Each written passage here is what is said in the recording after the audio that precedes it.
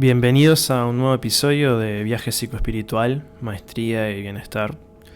Hoy les traigo una introducción clara, directa y profundamente transformadora sobre uno de los temas más poderosos y a la vez más incomprendidos del mundo interior, la meditación.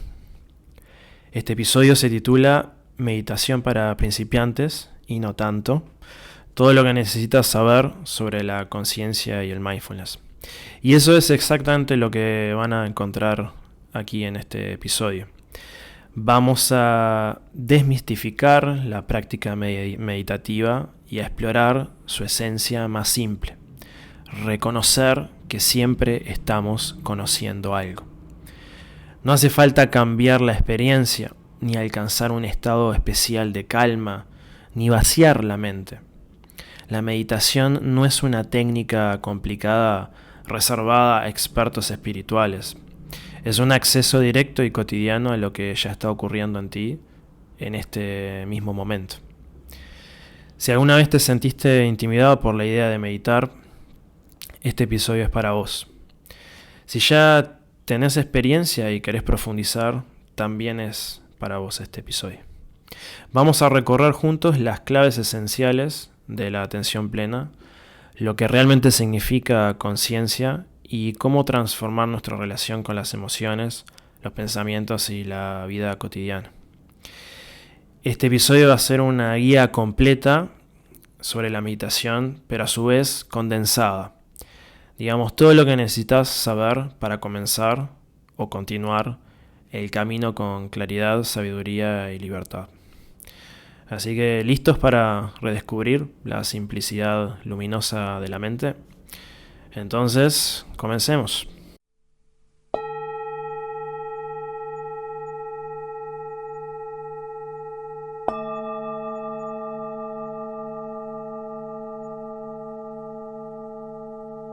Desde la tradición de las ciencias contemplativas, se suele destacar que la conciencia tiene una naturaleza fundamentalmente luminiscente.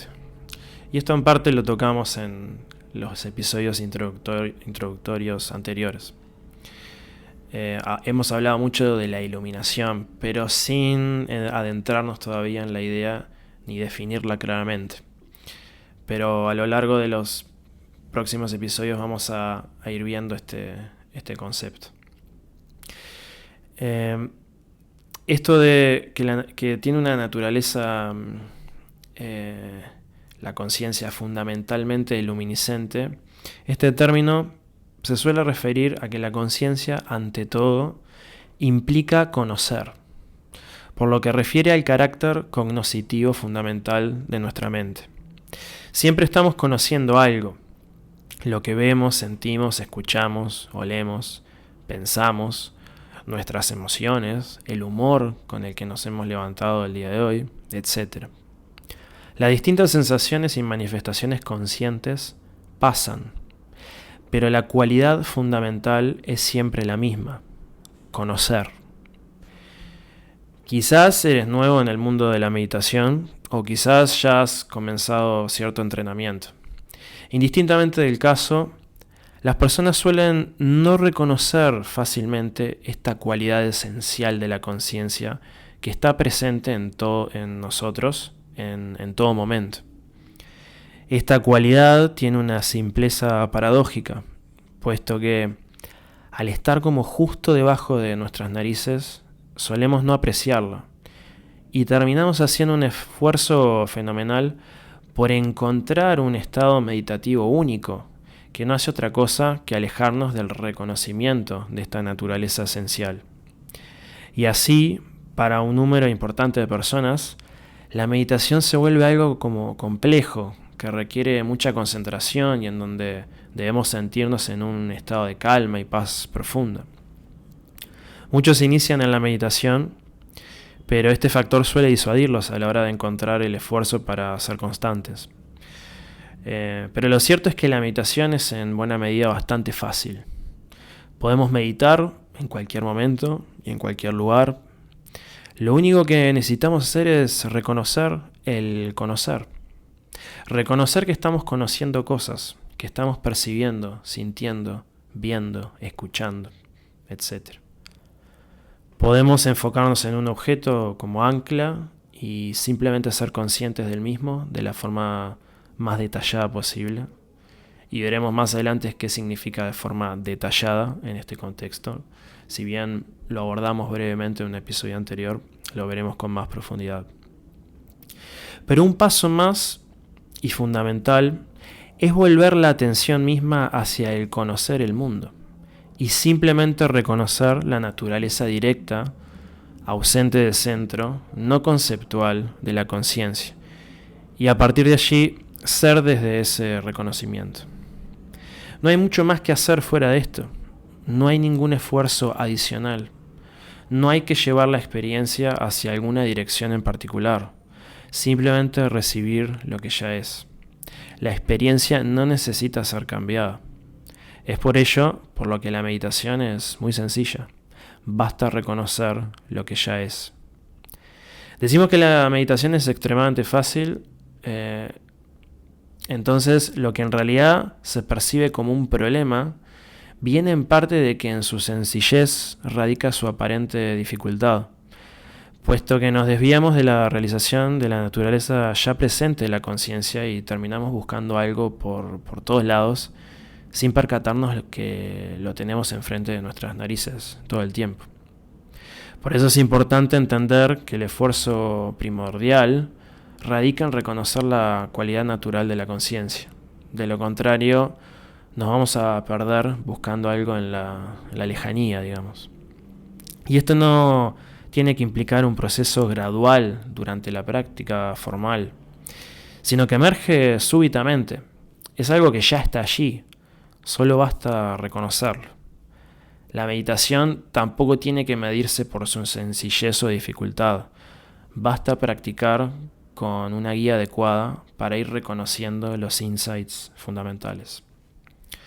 Podemos darnos cuenta de esta naturaleza en cualquier momento.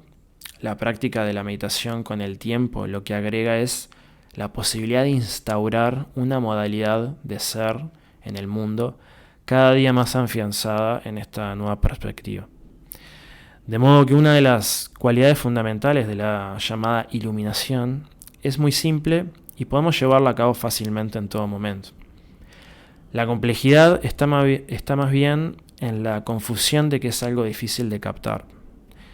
Pero la cualidad genuina de nuestra mente nos acompaña en todo momento. Para meditar solo basta reconocer que estamos conociendo cosas, atenernos a eso, mientras las sensaciones van y vienen. La meditación es así de simple. Realmente no hay como mayor misterio, ¿no? Ni necesitamos mayor cantidad de concentración de la que solemos usar día a día para las más simples tareas. Estamos tomando un té, por ejemplo. Percibamos que estamos tomando un té. Tenemos objetos a nuestro alrededor. Observemos cómo vemos objetos a nuestro alrededor. Escuchamos sonidos. Apreciemos que escuchamos sonidos. ¿Tenemos pensamientos y emociones negativas? No hay problema. Captemos que estamos percibiendo pensamientos y emociones negativas. A su vez, contemplemos el carácter sensorial subjetivo de las distintas cosas que se manifiestan en nuestra conciencia. Si tenemos un pensamiento, observemos el pensamiento en sí. ¿Cómo se siente este? Más que su significado o qué repercusiones tiene. En este sentido, ya no importa tanto qué es lo que estamos percibiendo, si calma, enojo o ansiedad. Nos daremos cuenta de que las sensaciones van y vienen, los pensamientos surgen y desaparecen, pero el conocer sigue allí. Simplemente podemos descansar en esta cualidad fundamental que da pie al cambio en nuestra relación con la experiencia. La creencia errónea es que podemos evitar las sensaciones, emociones y pensamientos negativos y que debemos acrecentar nuestros pensamientos positivos y sensaciones agradables. Podemos regular sus manifestaciones de cierto modo, pero debemos entender que la vida es una mezcla de ambas cosas. Es más, realmente necesitamos ambas cosas. Lo que está de más en todo caso es el sufrimiento innecesario que solemos crearnos. La iluminación no cambia las sensaciones y pensamientos en sí, sino más bien nuestra relación con estas manifestaciones. Nos lleva a una relación de cercanía y unidad, más que de atracción-repulsión. Una relación más flexible y libre donde podemos hacer más cosas con las manifestaciones conscientes de lo que naturalmente parece el camino a seguir, transformando la experiencia en una relación de no apego, donde aceptamos la cualidad impermanente de los contenidos de la conciencia que eventualmente desaparecerán. Al notar otras cualidades de este conocer, de nuestra naturaleza consciente, como el hecho de que simplemente recibimos la experiencia, de que las cosas surgen, y por otro lado, al descansar en el conocer, empezamos a dejar de ser arrastrados por pensamientos o emociones particulares. Simplemente las contemplamos y podemos hacer un descanso que nos habilita a actuar de manera más flexible y abierta. En general, las personas van agarradas de un concepto, por ejemplo, querer no tener pensamientos o sentirse de cierta forma. Esto es ser, digamos, y vivir de forma conceptual. O sea, funcionar desde el plano abstracto, pero no es el carácter fundamental de la experiencia. La meditación nos habilita a reconocer la naturaleza de nuestro mundo y nos abre la puerta a un montón de descubrimientos o insights que permiten cultivar nuestra sabiduría. Entonces, ya abordamos algunas definiciones de mindfulness en uno de los episodios anteriores, pero me gustaría profundizar un poco más para abordar algunos errores comunes que tenemos en nuestra concepción de la meditación de atención plena. En este episodio, ahora y luego en los siguientes, desarrollaremos una experiencia meditativa completa, el entendimiento de lo que es esta experiencia meditativa completa y luego su puesta en práctica. Esto refiere a un conjunto de prácticas que representan las bases para el cultivo de la maestría, la sabiduría y el bienestar, que es un poco también parte del objetivo de esta serie en sí. Constituye las formas que cultivan nuestra experiencia desde la llamada iluminación y también de la liberación del sufrimiento, siguiendo a las tradiciones contemplativas. O dicho de otro modo, desde la experiencia de nuestra verdadera naturaleza y de la realidad directa del mundo. Veremos aspectos como recibir la experiencia, la no dualidad de la conciencia y profundizaremos en la bondad y la compasión para abrir caminos sobre cómo transformarnos como personas y cultivar una felicidad duradera. Tratemos de no ser disuasivos por el uso aquí de términos como iluminación, que pueden quizás sonar a algo demasiado espiritual para personas que vienen como desde un enfoque más secular o buscan otro tipo de aproximación a esto.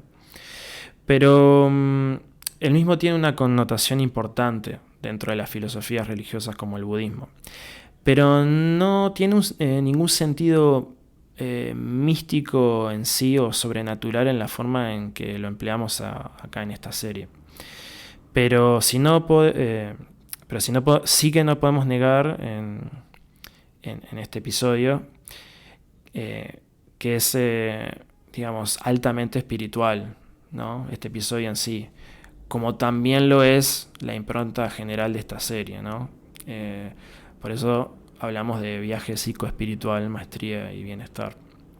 Entonces, a lo largo de estos episodios verás cómo la huella de este podcast, digamos, es también altamente escéptica y secular.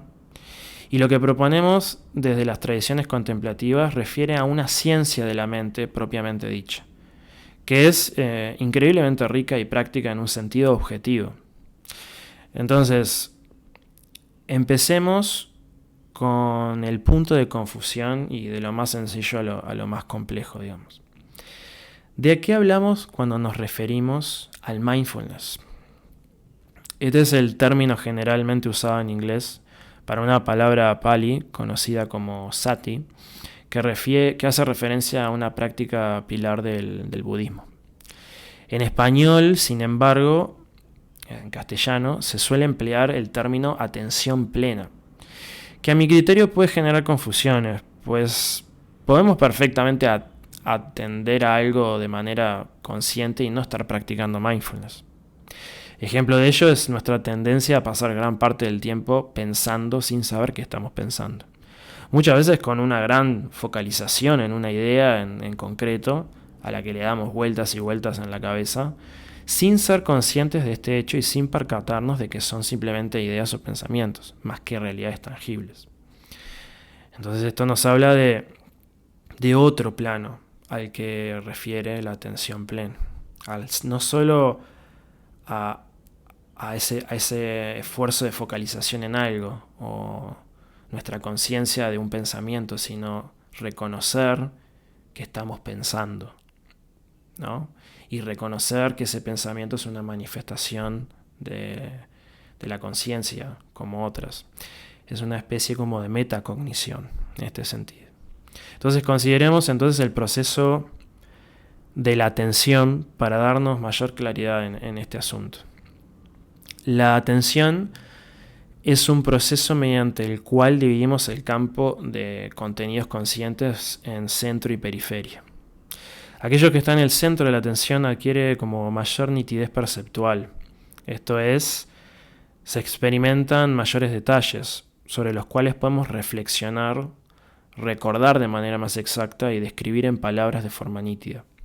Lo que está en el contorno pierde claridad y se presenta en un estado difuso que se mezcla con el resto de las cosas en su entorno y contexto. Por ejemplo, en este momento tu centro de atención está enfocado en las palabras que estás sintiendo que yo estoy pronunciando. Aún así, seguís percibiendo como cosas del entorno, ¿no? De tu entorno.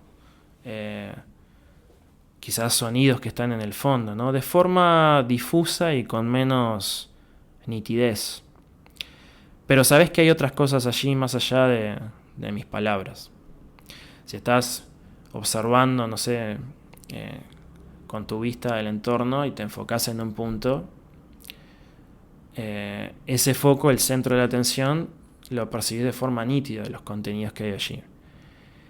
Pero sabes que hay otras cosas en el entorno que se mezclan con otras cosas, pero de forma más difusa. La conciencia es todo este campo de elementos que estás percibiendo. De modo que, si bien tu centro de atención está puesto ahora en las palabras que escuchas, aún sos consciente de un montón de cosas más que se encuentran fuera de este centro o fuera de este eje. Ese es todo el campo de la conciencia. Entonces, antes de avanzar con esto, es importante hacer una breve acotación sobre lo que hablamos cuando nos referimos a la conciencia.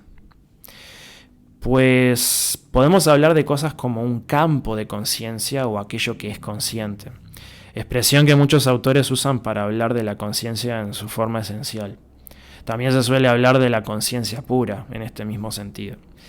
Estas expresiones, a pesar de que algunos autores le dan un sentido literal, pueden llegar a ser confusas. Sin dudas, sirven para ejemplificar y explicar algunas nociones, y de hecho a veces utilizo este tipo de expresiones, pero es un recurso lingüístico más que una expresión fáctica, ya que directamente no hay un aquello que es consciente. No hay un océano de conciencia desde donde surgen las cosas que experimentamos. Al contrario, son las cosas que experimentamos las que conceptualizan lo que llamamos conciencia. No hay una conciencia, digamos, abstracta, sino las particulares manifestaciones subjetivas, las sensaciones físicas, imágenes, sonidos, etc. También conocidas como qualia, que representan la cualidad subjetiva de nuestras experiencias. La conciencia es esto mismo. A veces se establece la analogía de considerar como a las distintas experiencias subjetivas como ondas u olas en un lago, donde lo primordial es el lago, que sería como la conciencia. Pero en realidad es una analogía inexacta, porque el caso es justamente el contrario. A nivel de la conciencia no podemos tener el lago sin las ondas. Esto es, las experiencias no surgen de un océano, surgen de un nivel de procesos de lo que no somos conscientes o no hay conciencia de ello, pero que terminan manifestándose como entidades subjetivas, como qualia. Y lo que llamamos campo de conciencia es la suma del total de estas experiencias que individualmente emergen, pero que están naturalmente integradas a las demás. En otras palabras, no hay conciencia del lago del océano, no hay conciencia pura, solo manifestaciones particulares de conciencia, o sea, sonidos, imágenes, sensaciones, etc. A su vez, el reconocimiento de que somos conscientes o que estamos conociendo es una experiencia consciente más. Es parte de las distintas manifestaciones de qualia, de experiencia subjetiva. Entonces, volviendo a lo anterior, en lo que respecta a la atención, existen también otras diferencias entre foco y periferia. La atención periférica resulta holística, casi que no conceptual, menos relacionada con la cognición y el manto de interpretaciones y juicios del ego que permean más en el centro, en el foco.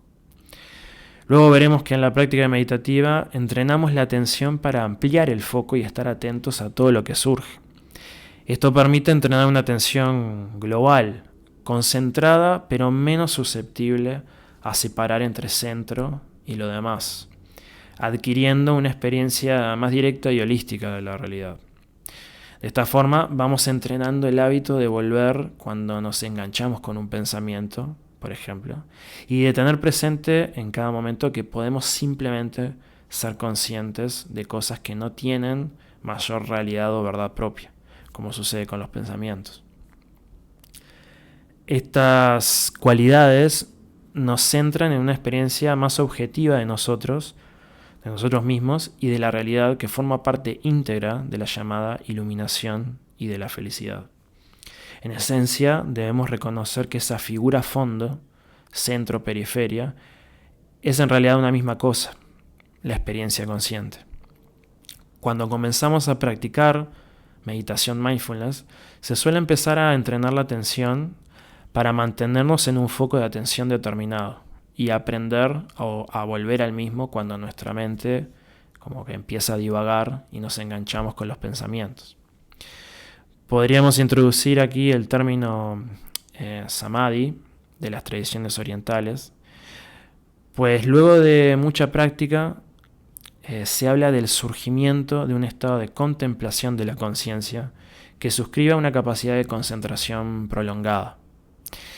Este entrenamiento es un gran aliado para cultivar otros estados de conciencia, pero esto no se da sin sus problemas. Muchos adquieren la idea de que debemos mantener una concentración firme e inmutable, que al final resulta agotadora, en el objeto de atención utilizado en la práctica, lo cual transforma la práctica meditativa en una experiencia cansadora y evadida, que no ayuda a generar un hábito de práctica. Pero también acarrea otros problemas. Por un lado, nos engaña el creer que ser claramente conscientes de algo implica tener que otorgar toda nuestra focalización a una sola cosa. De hecho, si bien algo puede estar en nuestra conciencia periférica, no por ello dejamos de ser plenamente conscientes de ese contenido y su presencia. Aquello a lo que atendemos ya está allí presente en el campo de conciencia y puede ser percibido. Podemos reconocer todo lo que estamos experimentando de forma clara, aun si vamos saltando de una cosa a otra a medida que surge en nuestra conciencia. El hecho es ser claramente conscientes de ello, o sea, reconocer que allí hay algo, que tiene determinada cualidad y que estamos percibiendo. Entonces no importa tanto esta idea de atender claramente a algo, no es que ese algo tenga que estar en el centro de nuestra atención, que sea parte del foco, sino que puede estar en la periferia y reconociendo el hecho de que hay algo allí y notándolo, estamos practicando atención plena.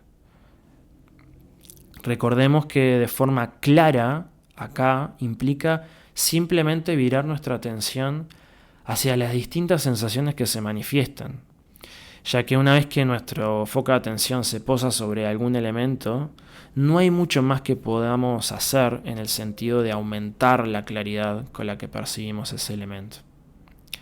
Esto es así porque en el fondo no podemos cambiar realmente nuestra experiencia de ninguna manera. Simplemente la recibimos como tal.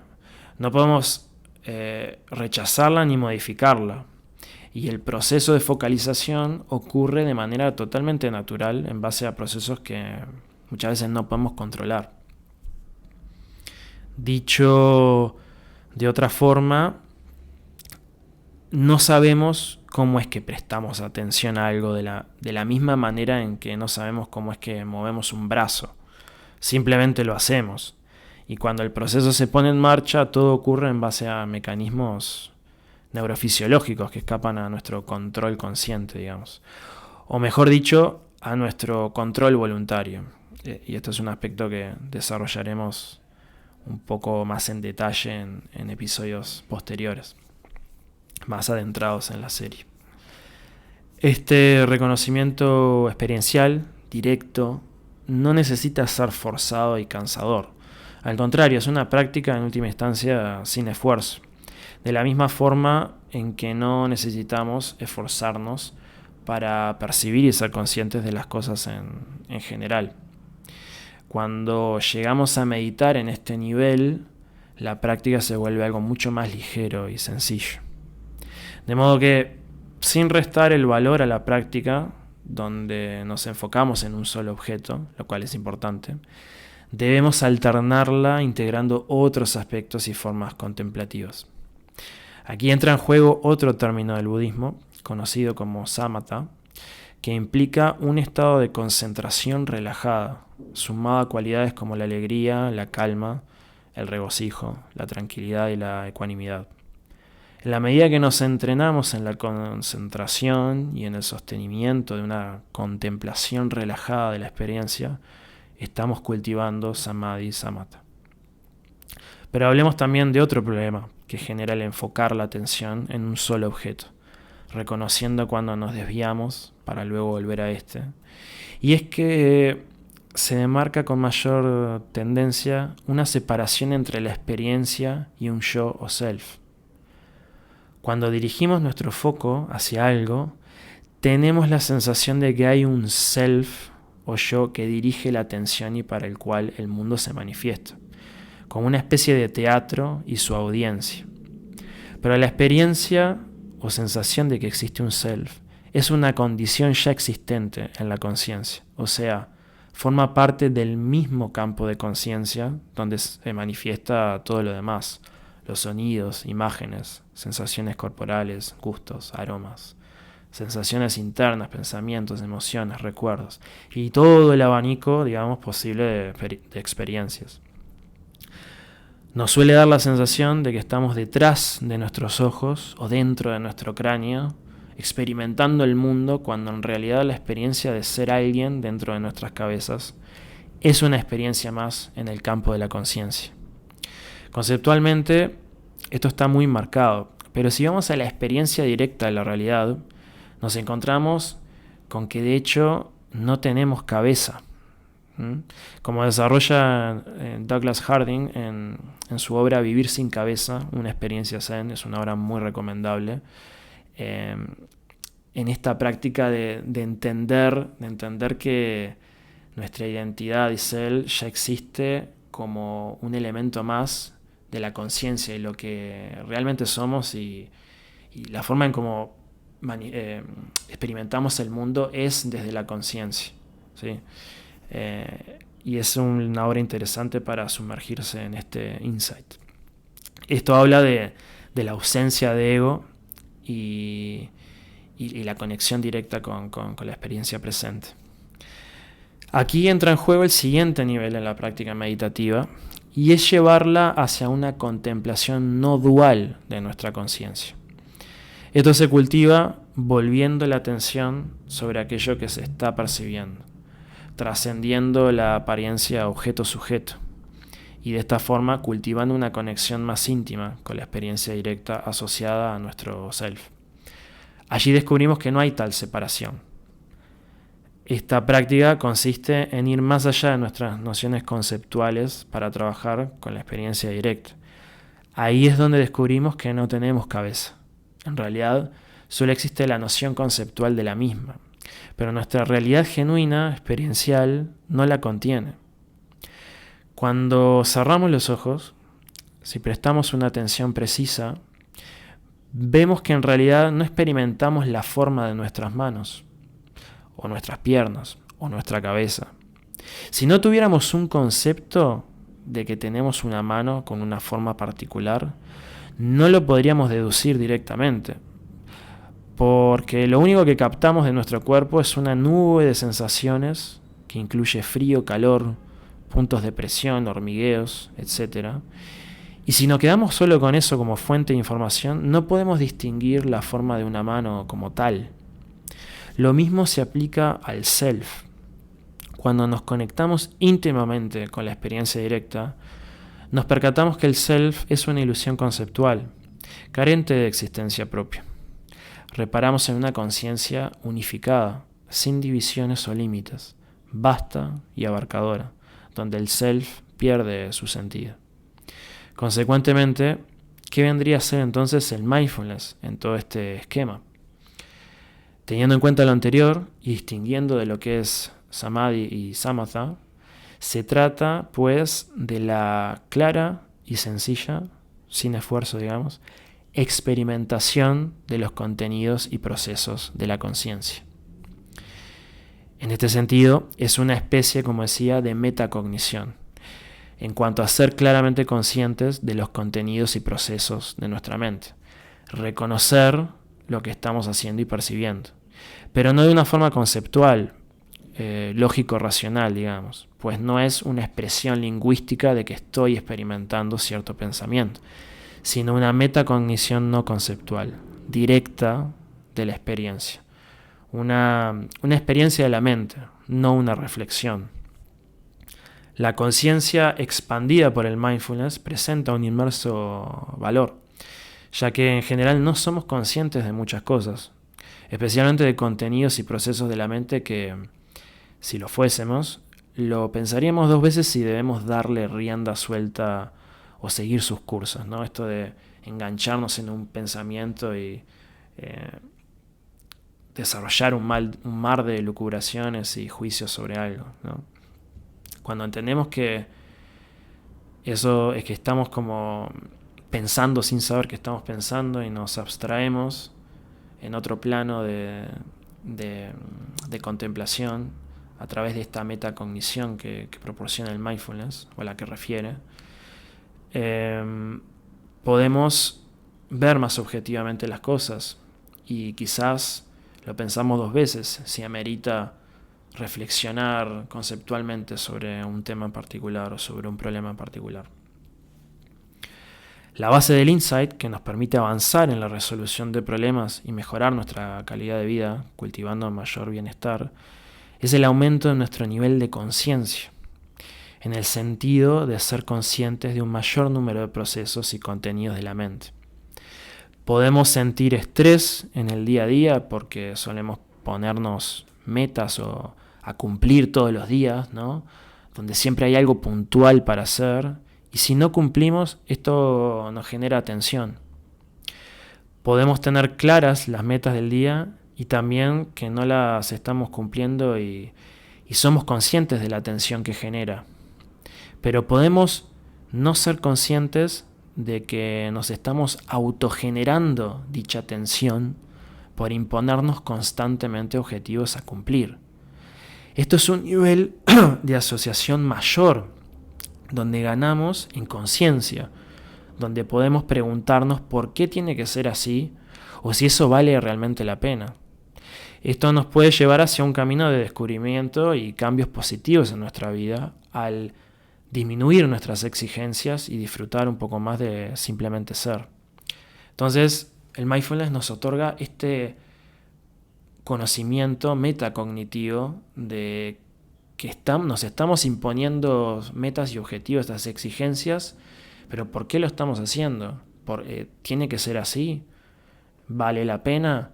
lo hacemos de forma automática sin darnos cuenta y no hacemos esa pausa y somos plenamente conscientes de estos contenidos de la mente y este proceso en el que en el que nos estamos metiendo, incurriendo. Entonces no logramos hacer ese clic y esa reflexión que nos permite empezar a cuestionarnos y ser flexibles con nuestra conducta y modo de ser.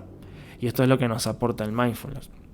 El mindfulness nos puede acercar a la experiencia directa de las cosas para darnos cuenta cuánto estamos sumidos en la computadora o el celular, cuánto estamos desconectados del mundo natural, cómo permanecemos ignorantes del sufrimiento de los seres o cómo ciertas conductas nos sabotean. Es una especie de antídoto frente a los problemas que emergen por simplemente no ser lo suficientemente conscientes de las cosas. Este punto responde a una crítica común que plantea que el auge del mindfulness como herramienta para regular el estrés en la sociedad actual es como una respuesta insensible de un sistema de por sí injusto que trata de tapar con ciertas técnicas sus síntomas evidentes. Es una crítica que hacen muchos al mindfulness, como que es una especie de herramienta para tapar el malestar que se genera por el tipo de sociedad en la que vivimos. Como es el gran malestar y la alta prevalencia de trastornos como la ansiedad, la presión y la depresión hoy en día, ¿no? Pero por el contrario, solo en la medida en que cada vez más personas comiencen a ser más plenamente conscientes, es que podemos llegar a percibir con más claridad nuestras circunstancias y dejar de ignorar las injusticias de las sociedades contemporáneas. No por ello deja de ser cierto que existe un materialismo prevalente que ha hecho del mindfulness una simple herramienta para manejar el estrés, cuando la realidad es que es una práctica mucho más profunda que eso y no es su eje principal, tal como desarrollaremos más adelante. A su vez, tampoco debemos engañarnos al considerar que arreglando el sistema socioeconómico y político dejaremos de experimentar sufrimiento o que dejarán de existir problemas como tales, pues siempre surgirá algo en el seno de nuevas circunstancias que nos van a generar malestar. Es simplemente parte de la condición humana y de la existencia. Otro punto clave es que a muchos les resulta difícil practicar mindfulness en entornos que son considerados distractores, ruidosos o saturados de estímulos y que necesitan un lugar tranquilo donde estar ¿no? como más relajados o escuchar, no sé, sonidos relajantes de entornos naturales. El problema aquí es que nos confundimos sobre el eje de la práctica del mindfulness, que no se trata de alcanzar un determinado estado, para lo cual puede haber algo que nos distraiga, sino reconocer el estado presente y cambiante de los contenidos de nuestra mente. Uno podría decir que esto último es en sí un estado particular de conciencia, pero no es algo a lo que llegamos enfocándonos en un solo contenido de la experiencia presente con exclusión de todo lo demás. Sin dudas debemos enfocarnos en algo que es mantener una clara conciencia de lo que estamos experimentando. Pero este marco no admite distracción, ya que en realidad no hay nada que escape a las posibilidades del mindfulness. Por lo que incluso la distracción en sí es un evento del que podemos ser plenamente conscientes, o sea, cultivar mindfulness cuando nos distraemos. Incluso cuando nos perdemos en los pensamientos, lo cual es perfectamente natural que ocurra, y para lo cual en la práctica debemos cultivar una actitud de aceptación contemplativa, incluso allí podemos experimentarlo desde un enfoque basado en mindfulness, capturando los pensamientos en sí, reconociéndolos como tales, más que enganchándonos con ellos, contemplando cómo desaparecen por su propia cuenta sin tener que hacer nada. Retomando un punto de uno de los episodios anteriores conectado a esto, está el hecho de cómo nos separamos como entidad del resto de las cosas y cómo empezamos a procesar el mundo en base a la codicia y la aversión, en base a nuestras reacciones constantes de agrado y rechazo de lo que nos acontece, provistas por el ego que vive en su propia burbuja, digamos. Allí nos estresamos cuando los sucesos no son como queremos, siempre girando entre el agrado y el rechazo. Cuando construimos una separación con el mundo, una identidad distinta del resto de las cosas, esta puede ser alimentada o herida. Así nos vemos como algo distinto al mundo y en oposición a este. La meditación nos ayuda a reconocer nuestra verdadera naturaleza, esa conciencia que no es diferente del mundo que percibimos, sino que forma parte de lo que genuinamente somos, que todo lo abarca. Allí las cosas empiezan a verse de otra forma. Un ruido molesto ya no es algo separado, ajeno a mi ser. Es parte de lo que la conciencia manifiesta en el presente, que es parte de lo que soy. De esta forma, el ruido es ahora una extensión de mí y no algo de lo que me debo defender. De nuevo, esto no quita que tengamos preferencias y gustos, simplemente nos estamos ahorrando ese malestar adicional que emerge de la idea de que la realidad debe ser diferente a como está siendo en este momento. Al hacer ese clic, el mundo se vuelve amigable, porque en definitiva somos el mundo.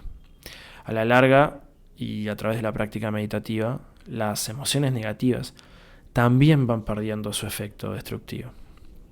Uno de los ejercicios que abordaremos más adelante es dejar al ego para simplemente ser el mundo que se manifiesta en nuestra conciencia. Esto que yo voy a hablar de perder el yo consciente, así sea de a momentos. Se puede hacer este ejercicio y descansar de los deseos y aversiones, de nuestras preferencias constantes para con la realidad, para ser uno con el mundo tal como se presenta, en total aceptación. Esto se vuelve de hecho la forma más humana, compasiva y feliz de querer cambiar las cosas para bien. Y lo vamos a ver más adelante. De esta forma, en la práctica meditativa, simplemente debemos recibir la experiencia más que ir hacia ella. Y simplemente debemos ser como un espejo donde todo se refleja. Meditar de esta forma implica entender que lo que experimentamos está completamente bien.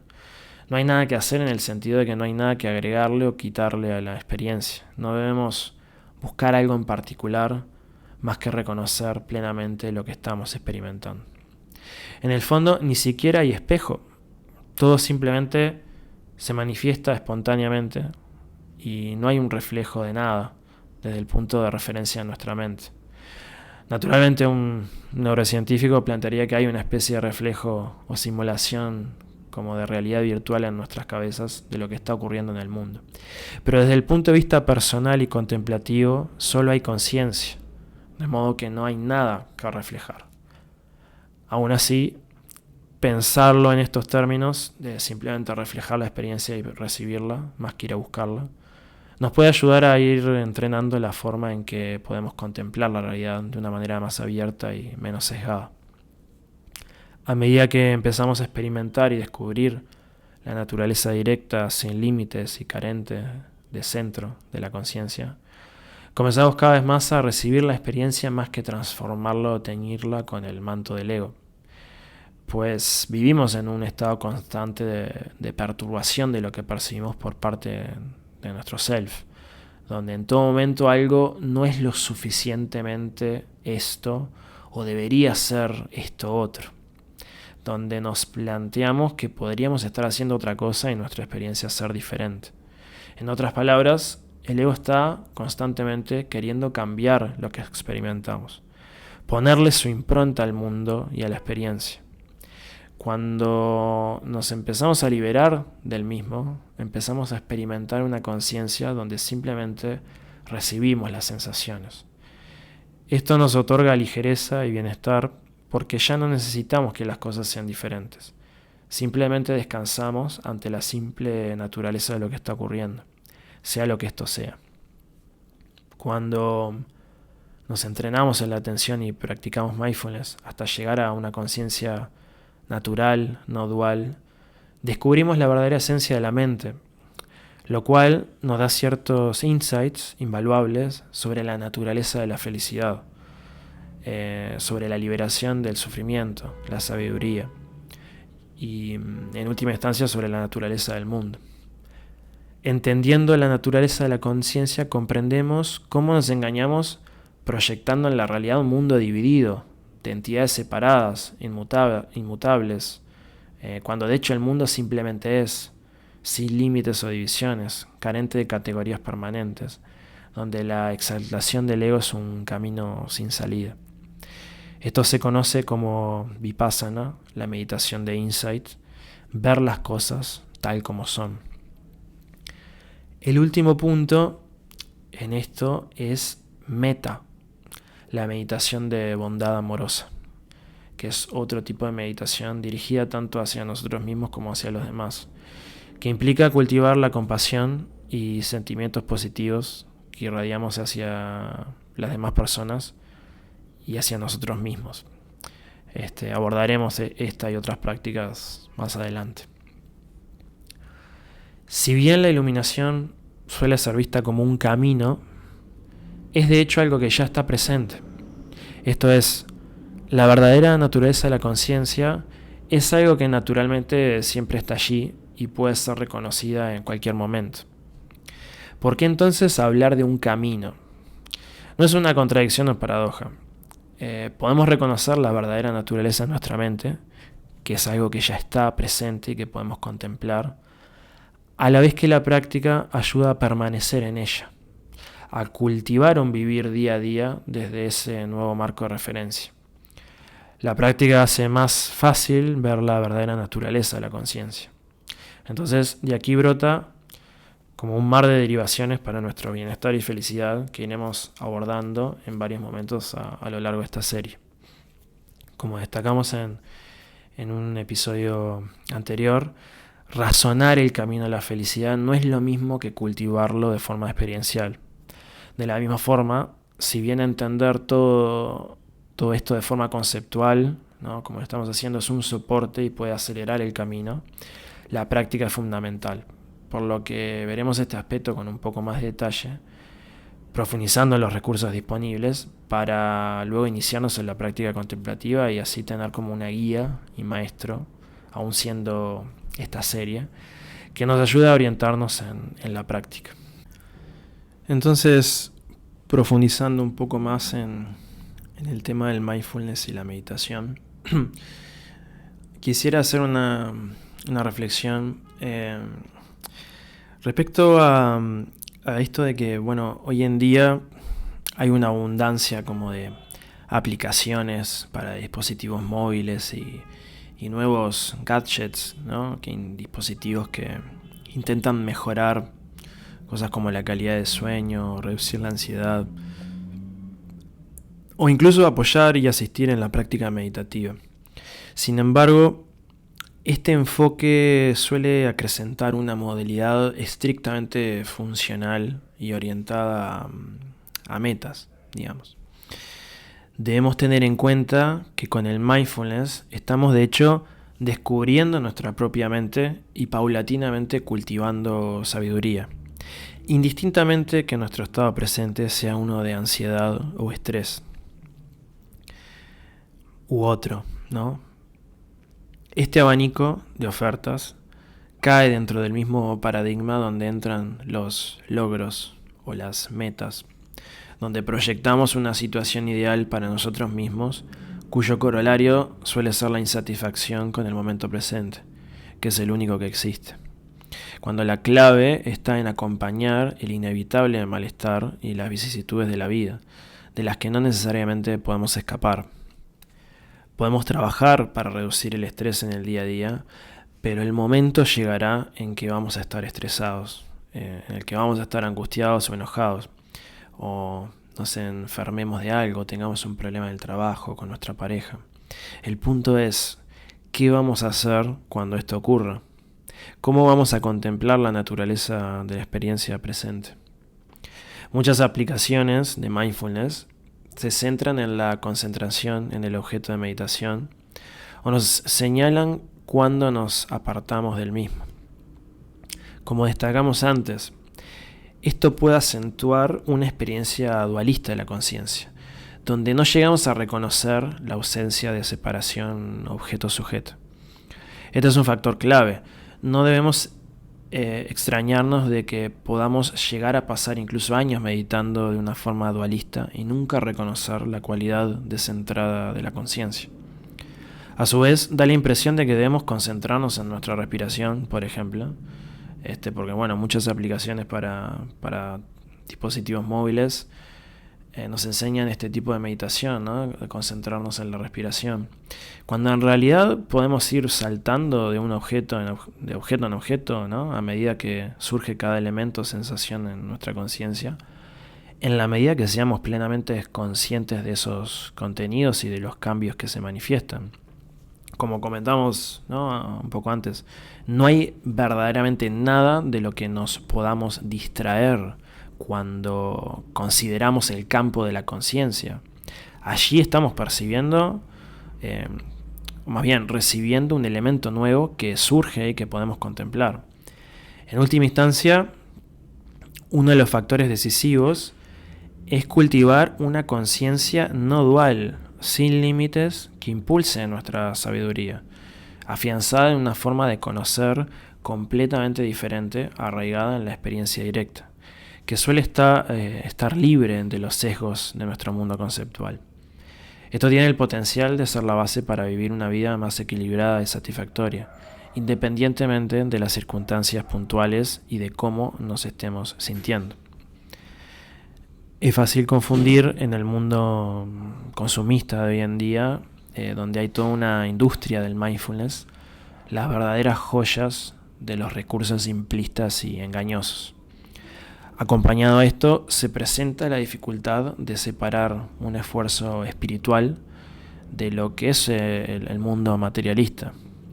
Resulta más fácil vender un mundo sin estrés y ansiedad y una supuesta felicidad al final del camino que la idea de conocer la naturaleza de nuestra mente.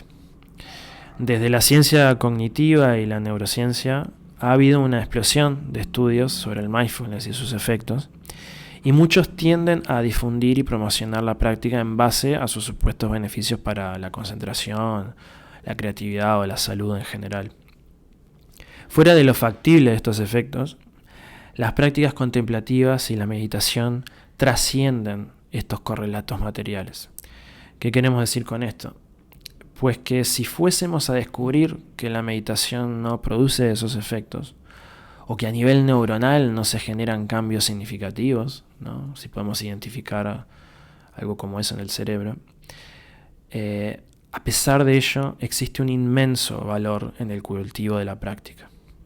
Estamos entrando aquí en un plano más intangible, llamémosle espiritual o moral, no sé, podríamos decir, donde realmente vemos la importancia de la meditación más allá de sus efectos perceptibles más inmediatos. Entonces, fiel a la cultura impronta actual, ¿no? Centrada obsesivamente en el éxito económico y los resultados materiales, hoy en día muchas prácticas contemplativas se reducen a sus efectos tangibles en función de los valores sociales prevalentes.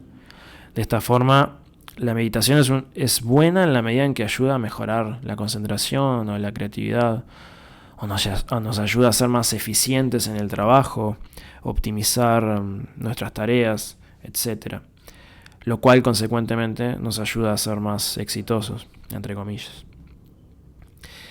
En el olvido queda la genuina motivación esencial de conectar con el mundo tal como es y con los demás seres, estar bien uno mismo para al mismo tiempo abrirnos a los demás y ser felices con otros. De esta forma se instaura una especie de utilitarismo espiritual que busca cuantificar todo. Ese incentivo hacia las rachas de las aplicaciones móviles de meditación son un ejemplo, o también jactarnos de meditar todos los días X cantidad de minutos.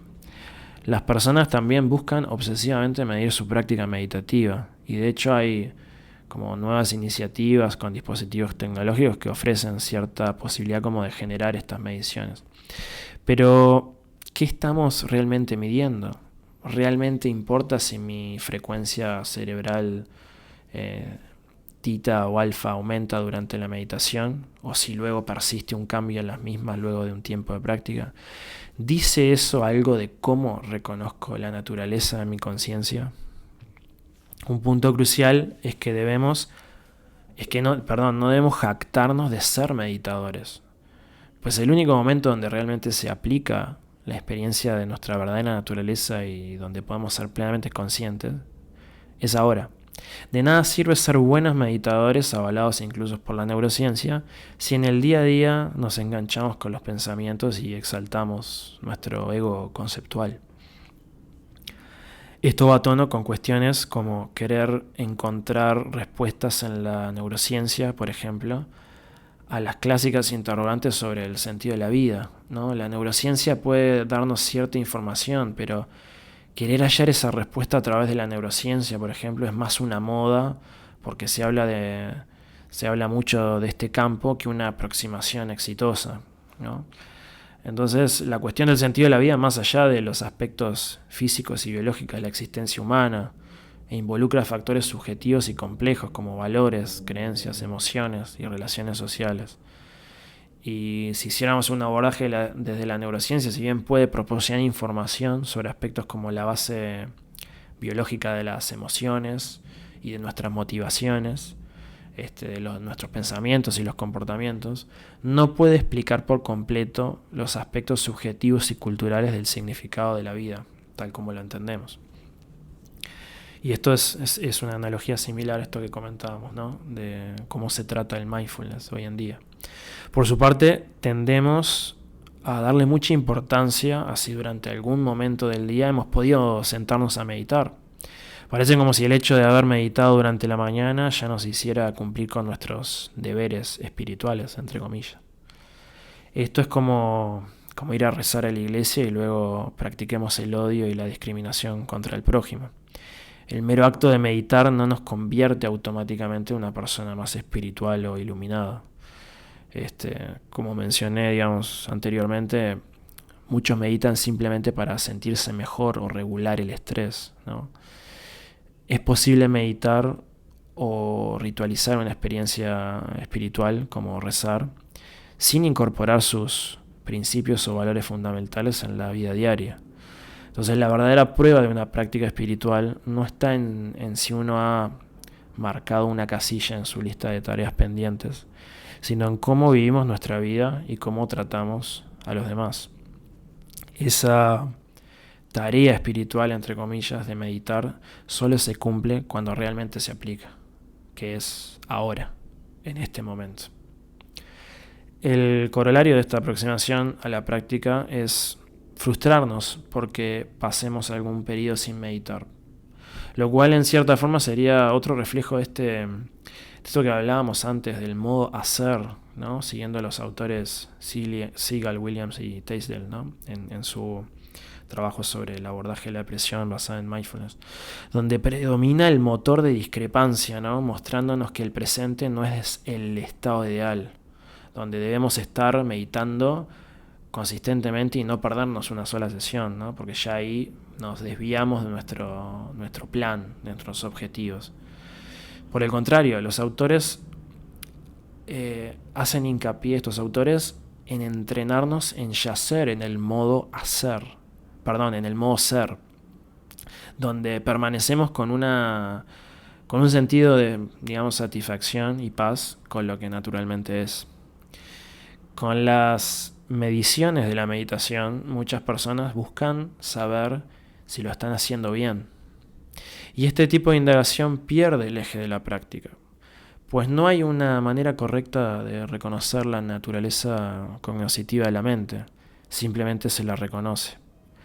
Las nociones de estar haciéndolo mal son más bien ideas erróneas sobre lo que la meditación debería ser. A su vez, puede que los hallazgos de la neurociencia sobre la meditación no logren replicarse o cambien, y esto no quita el valor espiritual que tiene la práctica. Todo esto que hemos mencionado, sumado a cosas como llevar con orgullo las representaciones como materiales de nuestras propias filosofías o religiones, muchas veces terminan siendo como una exaltación sutil del ego y manifestaciones de ese utilitarismo espiritual, ¿no? Que mejor estamos si podemos reconocer su sinsentido.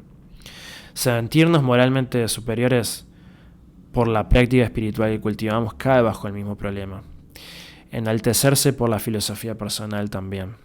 En este sentido, existe como una persistente confusión entre la función y la forma.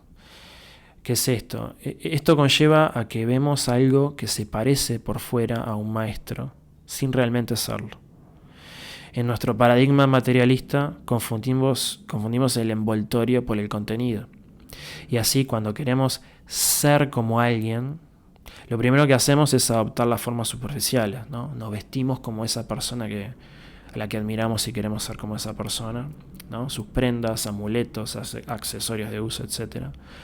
Con la sutil impresión de que con eso seremos como alguien en particular. Esta asociación y confusión es explotada muy fuertemente por la publicidad. Nos venden al chico o chica, ¿no? Bonito o bonita que usa X perfume o X ropa. Lo que nos atrae es la función, los elementos de fondo, o sea, el estatus, el éxito, la belleza. En este contexto es una función, ¿no? La belleza.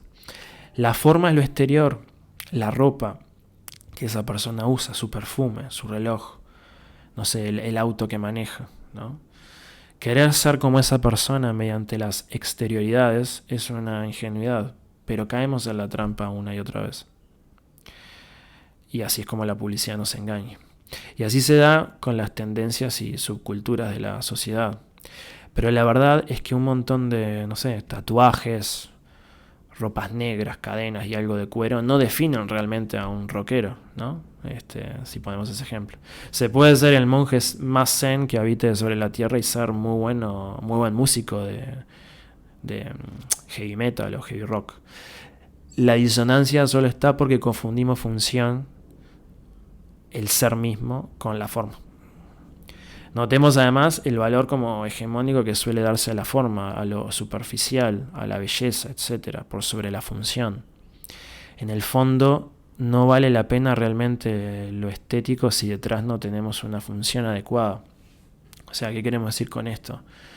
Que tomar como primordial la forma sobre la función es como tener un perro muy lindo que todos adoran estéticamente, pero que en lo que respecta a su comportamiento es un perro que no obedece ninguna orden, rompe nuestras cosas, muerde a las personas y en definitiva no puede convivir con nosotros pacíficamente. ¿Qué sentido tiene entonces su belleza en dicho contexto? Bueno, pues existe un paralelismo entre esto y otros fenómenos en los distintos ámbitos de nuestra vida, en lo cultural y en lo social.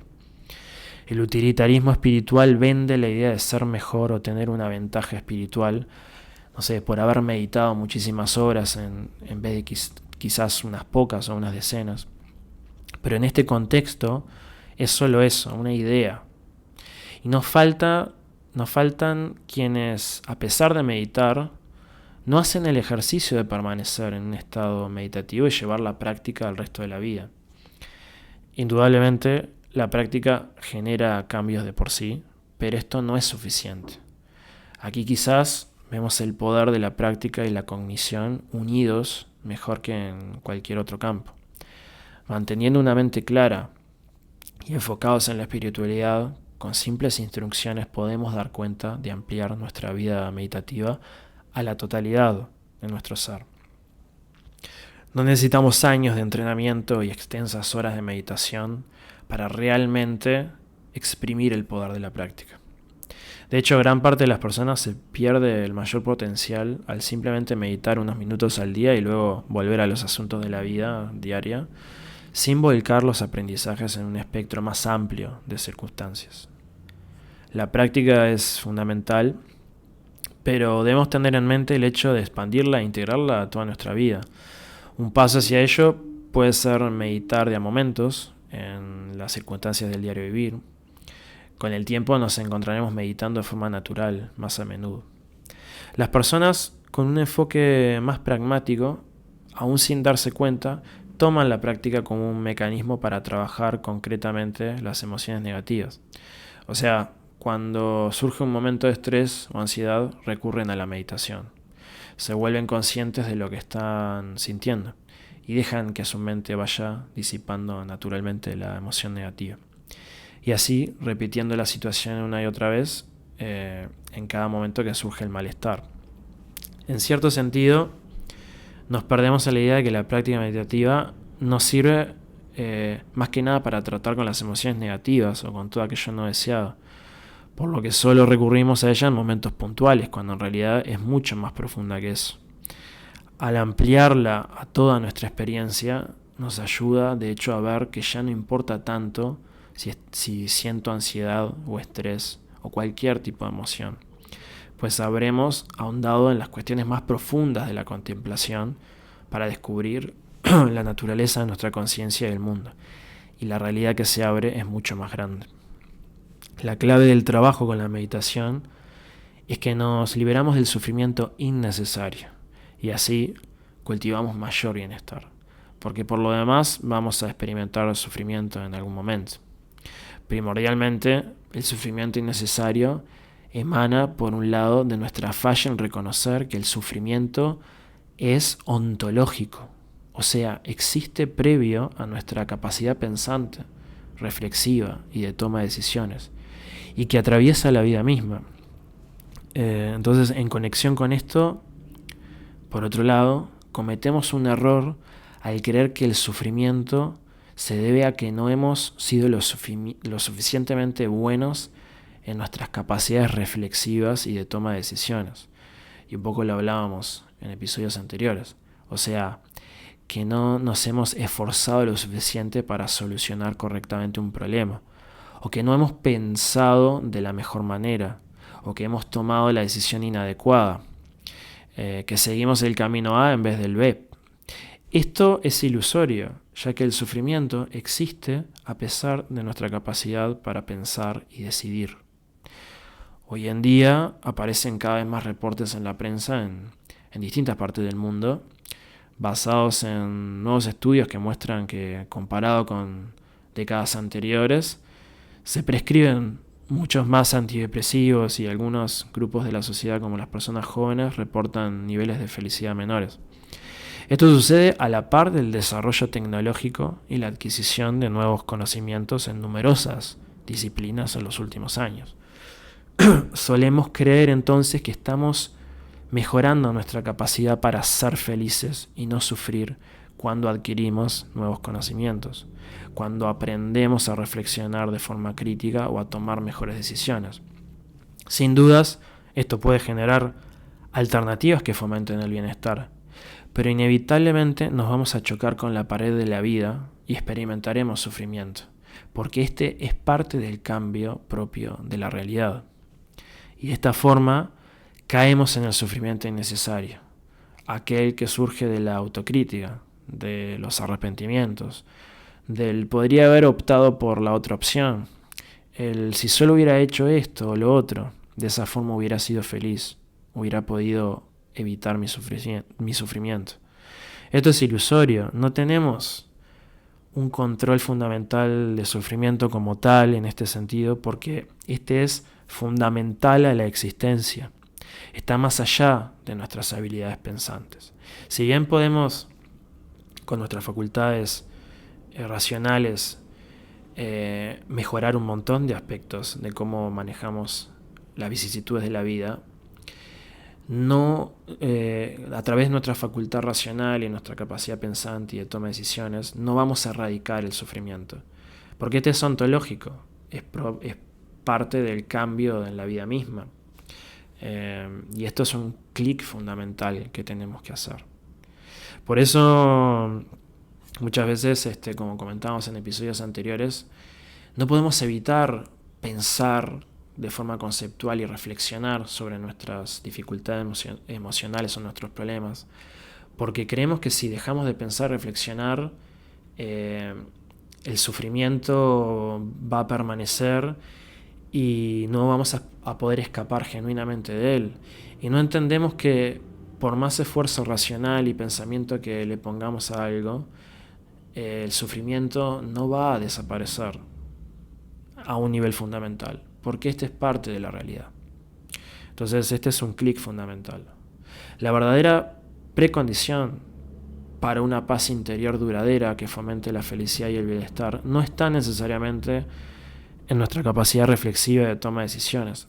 Más bien está en reconocer la naturaleza del sufrimiento, su cualidad ontológica, en comprender la impermanencia de las cosas y la cualidad genuina de nuestra mente. De esta forma sí podemos regular el sufrimiento innecesario, ¿no? Mediante un reconocimiento de estos hechos y de la naturaleza de la mente. Ese sufrimiento innecesario que es el que le agregamos al sufrimiento que surge por el cambio inevitable que es propio de la realidad. Este sufrimiento innecesario que le agregamos a nuestras circunstancias en base a lo que pensamos sobre el mundo, a las creencias que tenemos, etc. Naturalmente, la forma en cómo entendemos el sufrimiento tiene cierto componente contextual, digamos. Una sociedad distópica puede hacer pasar una epidemia de depresión, la cual sería una respuesta razonable ante un sistema represor, por un sufrimiento patológico en un sentido fundamental, para lo cual administrar cualquier especie de cura sería más bien perpetuar un sistema nefasto. Pero el punto crucial respecto al sufrimiento no es ese, sino que podemos llegar a resolver muchas de las cuestiones que aquejan a las sociedades actuales solo para darnos cuenta de que inevitablemente surge otra cosa que nos hace sufrir. Porque así es la vida. Independientemente de que resolvamos un aspecto cultural que enmascara un sufrimiento, siempre va a existir otro factor integrado en nuestra vida en sociedad que nos haga sufrir. Entonces, a veces se habla mucho hoy en día, incluso en las redes sociales, de no culparnos a nosotros mismos por problemas que son parte como arraigadas de la sociedad, el sistema socioeconómico, ¿no? La cultura, etcétera. Y en cierto sentido está bien, pero como que caemos también, tampoco debemos caer, ¿no?, en este error de creer que solo cuando se resuelvan estos problemas vamos a poder experimentar felicidad genuina, ¿no? Como que nos coloca en un estado de esperar a que se resuelvan los problemas sociales para poder experimentar felicidad. Y no es necesario que esto sea así. El punto precisamente es poder vivir de forma ecuánime en el medio de la tormenta. Porque la realidad es que si esperamos a que todos los mayores problemas políticos, económicos y sociales se resuelvan, ¿no?, como para que las personas dejen de experimentar depresión o ansiedad, ¿no?, para poder aliviar nuestro sufrimiento, nos estamos condenando a una vida miserable, porque siempre habrá algún problema. Cuando se resuelvan unos y pensemos que ya está todo bien, aparecerán otros. Esto ha sido, digamos, un poco la historia de la humanidad. Hemos mejorado muchísimo en cuestiones, por ejemplo, materiales en las últimas décadas, y creo que podríamos concluir que materialmente estamos mejor que nunca como civilización. Pese a ello, existen un montón de problemas como espirituales y morales, y vemos incrementos en las tasas de trastornos depresivos y de ansiedad, ¿no? Entonces siempre resolvemos un problema y creemos que vamos a experimentar felicidad con nuestra creciente prosperidad material, y nos damos cuenta de que emergen otros problemas de otra índole que pasan por otro plano, ¿no? Entonces no podemos esperar a que se resuelvan todos los problemas sociales y económicos y creer que con eso ahí vamos a liberarnos de la depresión, de la ansiedad, y vamos a poder experimentar felicidad.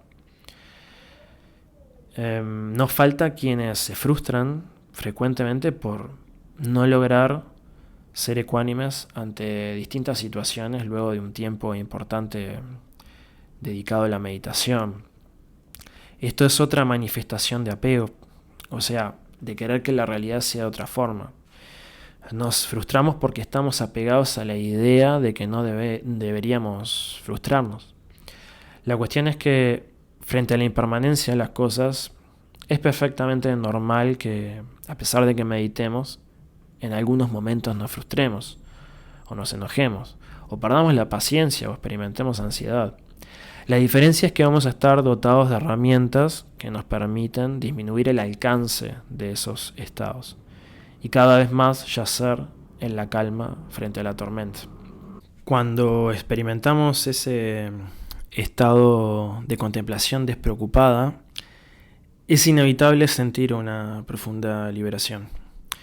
La insatisfacción es una forma de malestar que permea todo, desde su expresión en las necesidades más básicas no cumplidas hasta el placer y el bienestar que no duran para siempre. Hasta eso que parece placentero contiene un grado de insatisfacción. Pero lo que parece paradójico, el hecho de que el bienestar no sea permanente, que va y viene, es algo que le da su belleza y nos permite de hecho apreciarlo mucho más. La impermanencia es nuestro aliado, la imperfección también, en cierta forma. Pues al final, las cosas de las que disfrutamos hoy requirieron cambios e impermanencia de una realidad que ya no existe. Incluso un importante autor como Stephen Batchelor habla de la no reactividad más que el del cese del sufrimiento. Esto es, de empezar a vivir desde un lugar donde contemplamos la experiencia no condicionados a nuestra codicia. Ese deseo, en este caso como alienante, insaciable. No condicionados a la aversión, el miedo, el rechazo, el odio. Y tampoco a la ilusión, a las creencias, pensamientos y prejuicios. Esto se trabaja con la meditación, pero más que llegar a una iluminación sinónimo de cese de sufrimiento, la iluminación se acerca más a esta especie como de no reactividad. Como comentábamos antes, la iluminación es la contemplación de la verdadera naturaleza de la conciencia. Basta, sin delimitaciones, no dual. Esto se traduce en un entendimiento del sinsentido de la codicia, de la aversión y de nuestros prejuicios. Creencias y pensamientos sobre algo, porque más que realidades en sí son estados transitorios y vacíos de nuestra mente. Entonces esta iluminación como no reactividad no implica como no sentir o no pensar, sino no dejar que las emociones o los pensamientos nos arrastren hacia el malestar, sino contemplarlas con ecuanimidad. Significa de hecho sentirlas mucho más porque somos realmente conscientes de forma atenta en el momento presente. Pero no dejamos que estas nos arrastren porque nos atenemos a apreciarlas, sentirlas con toda nuestra profundidad. Entonces, esto no significa que dejemos de experimentar rechazo y enojo ante una situación que consideremos injusta o negativa. Lo que significa lo que significa es que la emoción nos va a acompañar como una fuente de información más, pero no como el jinete que tira las riendas y nos lleva a lugares que pueden ser muy dañinos. También es importante destacar que gran parte de los efectos que vamos a experimentar con la práctica de la meditación no van a ser conceptuales.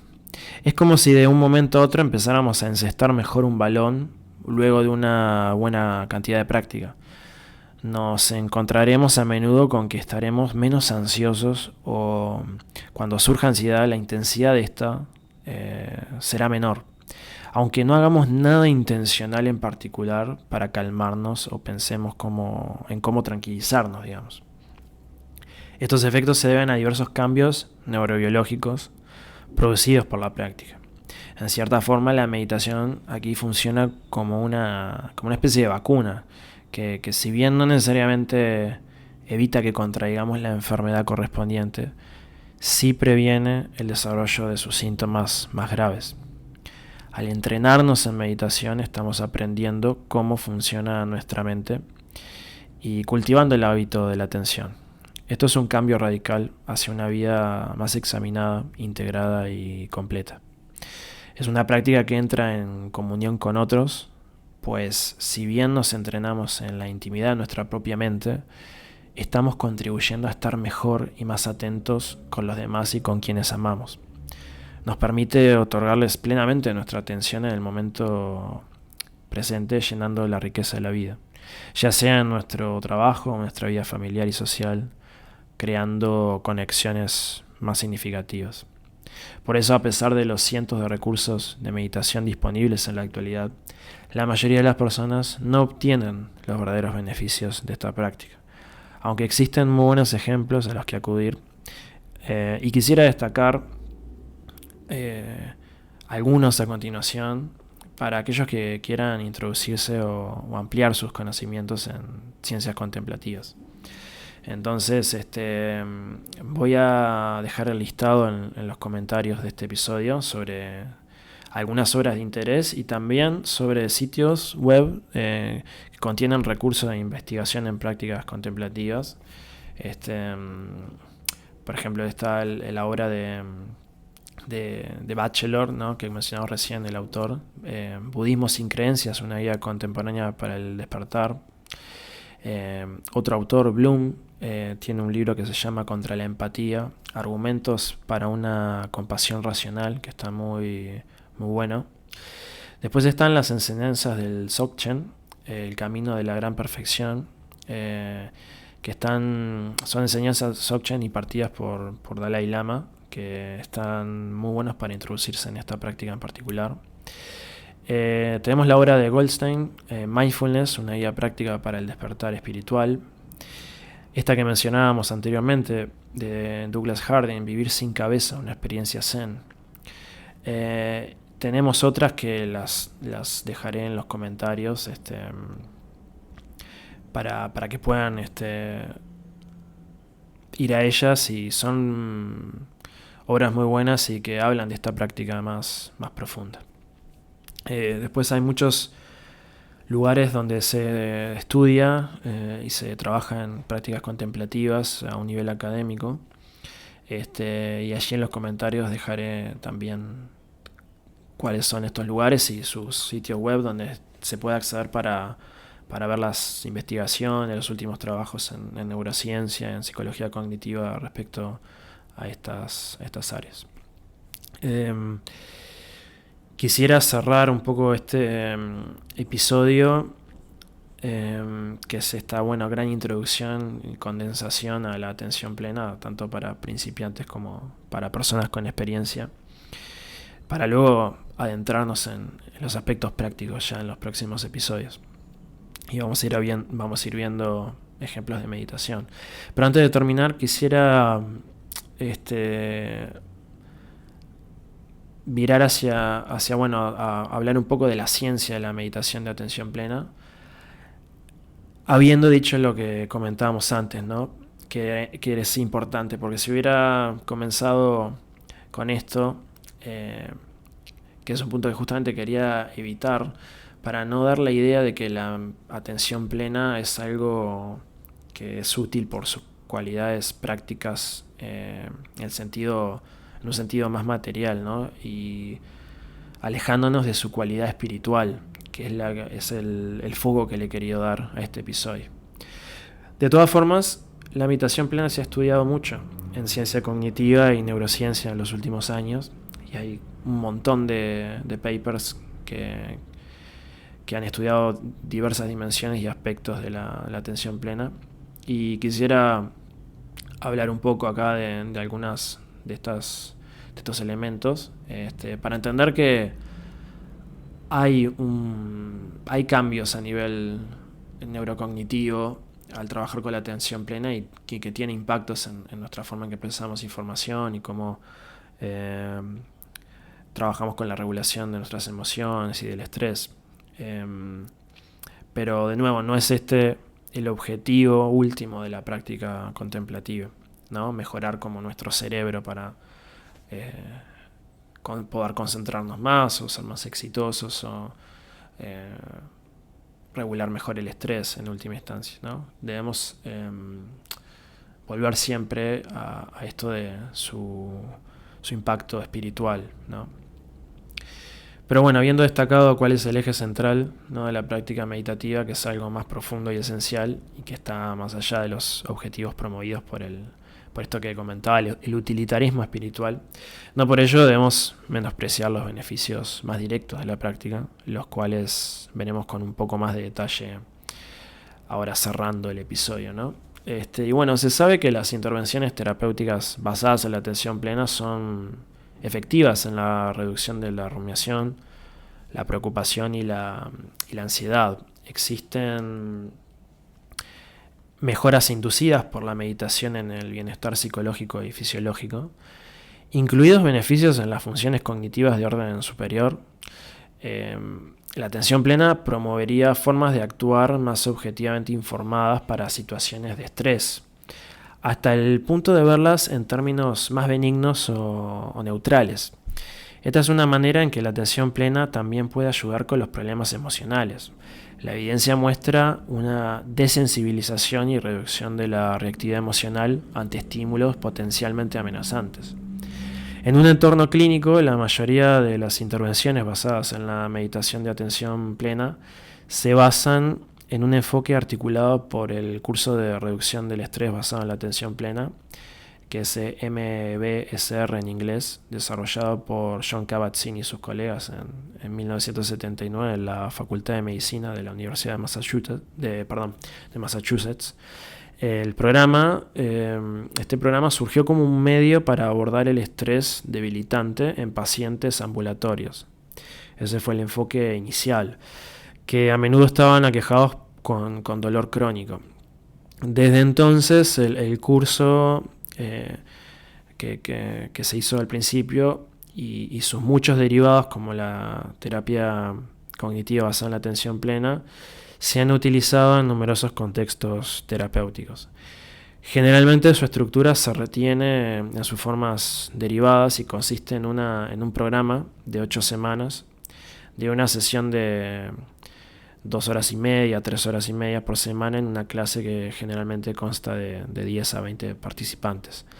También se lleva a cabo un retiro silencioso de un día, aproximadamente 8 horas, centrado en la práctica del mindfulness, generalmente después de la 6ª semana.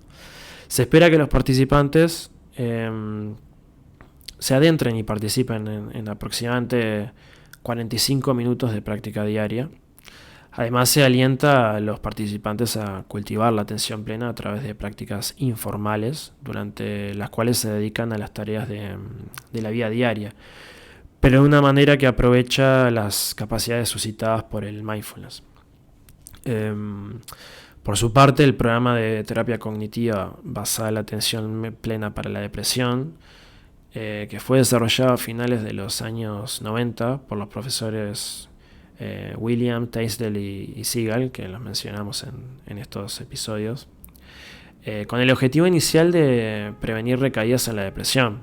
Hoy en día es también utilizado para otros problemas como la ansiedad y el estrés, siendo uno de los programas basados en mindfulness con mayor evidencia científica. Además de cultivar una orientación general de aceptación radical que sea habilitadora y una orientación sin énfasis en metas, programas como la reducción del estrés basada en mindfulness no apuntan explícitamente a cambiar modelos mentales esquemáticos particulares relacionados con trastornos específicos. Sin embargo, como comentamos anteriormente, ¿no?, en un capítulo anterior, y al igual que en la terapia cognitiva, los procedimientos enseñados tienen una probabilidad implícita de conducir a la creación de modelos esquemáticos alternativos y menos disfuncionales, ¿no?, como a creencias más adaptativas y saludables de la realidad. Por ejemplo, en el caso del programa de reducción del estrés basado en la atención plena, se incluye dirigir y mantener intencionalmente una conciencia de aceptación hacia las sensaciones corporales que, por ejemplo, se perciben como dolorosas o amenazantes. Es probable que este enfoque conduzca a cambios en los modelos esquemáticos relacionados con la aversión, que son fundamentales para el procesamiento de las configuraciones que mantienen respuestas disfuncionales al dolor crónico y también en las sensaciones somáticas relacionadas con la ansiedad. Igualmente, la atención plena de los pensamientos o sentimientos como objetos de conciencia necesariamente implica un cambio en la manera de relacionarse con ellos, desde considerarlos la realidad última a simplemente eventos que van y vienen en la mente, de la misma manera que uno podría relacionarse con los sonidos que surgen y desaparecen. Es probable que esto implique la creación implícita de modelos esquemáticos modificados que codifican una relación descentrada con los pensamientos y con los sentimientos depresivos, por ejemplo.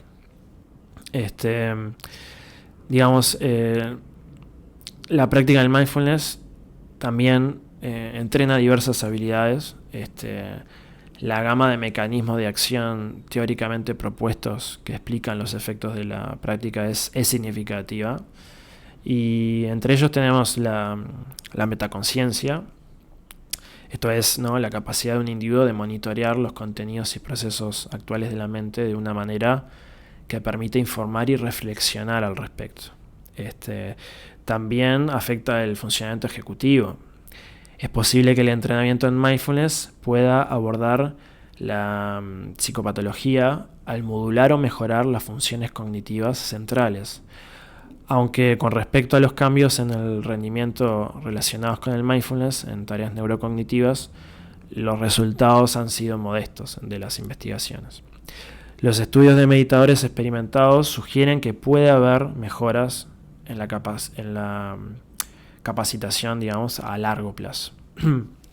También se habla de que el mindfulness promueve una conciencia de la emoción mejorada, ¿no? La atención plena puede mejorar la capacidad de detectar y reconocer estados emocionales, permitiendo así su regulación a través del control ejecutivo consciente y la incorporación de circuitos reguladores automáticos.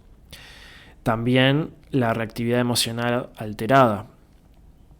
En general, una mayor experiencia conceptual de estímulos, como las sensaciones corporales, puede de hecho aumentar la reactividad emocional y exacerbar los síntomas de ansiedad. Sin embargo, se propone que la incorporación de la reevaluación y la no reactividad en el entrenamiento del mindfulness revierta este efecto, de modo que la experiencia repetida de estados afectivos sin evitación o distracción puede constituir una forma de exposición que conduce a la habituación o extinción de reacciones emocionales condicionadas. La reevaluación cognitiva es otro proceso que estaría involucrado en el mindfulness, ¿no? Este proceso implica adoptar una interpretación mental alternativa de una situación o estímulo para promover una respuesta emocional más adaptativa. El entrenamiento en mindfulness no apunta explícitamente a la reevaluación cognitiva, pero se ha propuesto que la facilita indirectamente, por ejemplo, al desacoplar un estímulo de su evaluación habitual, lo cual permite promover la flexibilidad cognitiva. Por último, también el tema del procesamiento de recompensas. La evidencia sobre los efectos de la atención plena en el procesamiento de recompensas ha surgido del estudio de los trastornos relacionados con la recompensa. Esto tiene implicancias a futuro, digamos, para estudiar intervenciones basadas en mindfulness para cosas como las adicciones. Y actualmente, como línea de indagación a futuro, se ha propuesto como aplicaciones emergentes para estudiar la intervención basada en mindfulness a los trastornos de la atención, el estrés postraumático, los trastornos alimentarios y de obesidad, y ciertos trastornos mentales graves, incluidos los trastornos psicóticos y bipolares. Pero bueno, cerrando el episodio, en el próximo episodio del podcast de esta serie comenzaremos un recorrido práctico por las principales formas de entrenamiento contemplativo, integrando prácticas fundamentales como la concentración, el mindfulness, la conciencia no dual, el insight y la compasión. Pero antes de adentrarnos en estas herramientas, es importante reconocer que la calidad de nuestra experiencia meditativa depende también de cómo cuidamos nuestro cuerpo y nuestra mente. Reflexionaremos sobre el valor del autocuidado, el equilibrio emocional y el contexto ético que favorece una mente serena y lúcida.